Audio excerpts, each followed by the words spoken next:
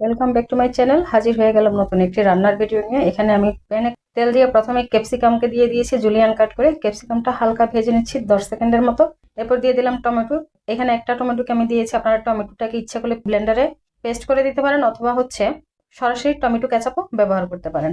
এরপর দিয়ে দিলাম 3টা পেঁয়াজ পেস্ট এবং একটা রসুন পেস্ট। পেঁয়াজ রসুন ব্লেন্ডারের জারে লেগেছিল, সেটাকে ধুয়ে পানি সহ দিয়ে দিলাম। এটাকে একটু কষিয়ে নিচ্ছি। এর মধ্যে আমি শুকনো মশলাগুলো এখন অ্যাড করে নিব একে একে। লাল মরিচের গুঁড়োটাকে 1 চা চামচ একটু উঁচু করে দিয়েছি। হলুদের গুঁড়ো 1 চা চামচের একটু কম, 1 চা চামচ ধনিয়া গুঁড়ো, 1 চা চামচ জিরার গুঁড়ো এবং হোমমেড মুরগির মাংসের মশলা। আপনারা চাইলে যে কোনো ব্র্যান্ডের মুরগির মাংসের মশলা এখানে ব্যবহার করতে পারেন।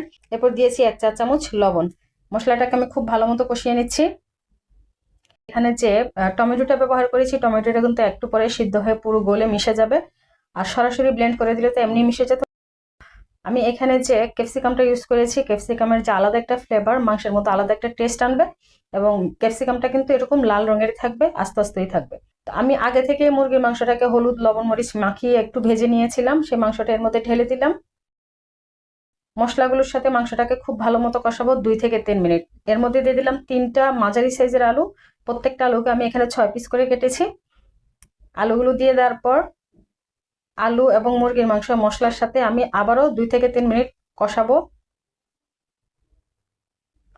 এভাবে নেড়ে নেড়ে কষাবো।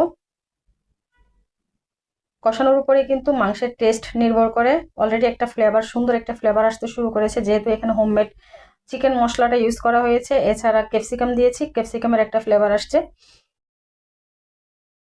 হাফ কাপ পরিমাণ পানি দিয়েছি আমি। পানি দিয়ে এখন আমি এটাকে আবার কষাবো।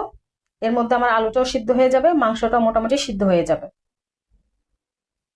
একটু নেড়ে নিলাম, নিচ থেকে মশলাটা আলগা করে নিলাম। এখন আমি একটা ঢাকনা দিয়ে ঢেকে দিচ্ছি 5 মিনিটের জন্য। মিডিয়াম আঁচে রান্না করছি।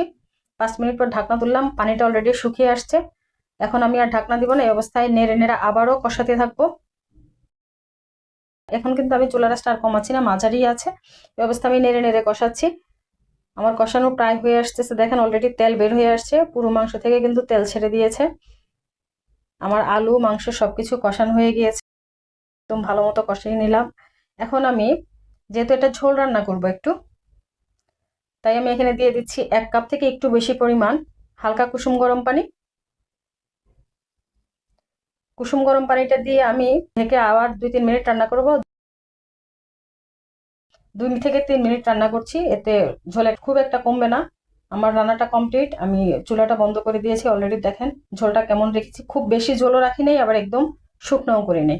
কেমন লাগলো আমার রেসিপিটি? যদি ভালো লেগে থাকে অবশ্যই লাইক কমেন্ট শেয়ার করে পাশে থাকবেন।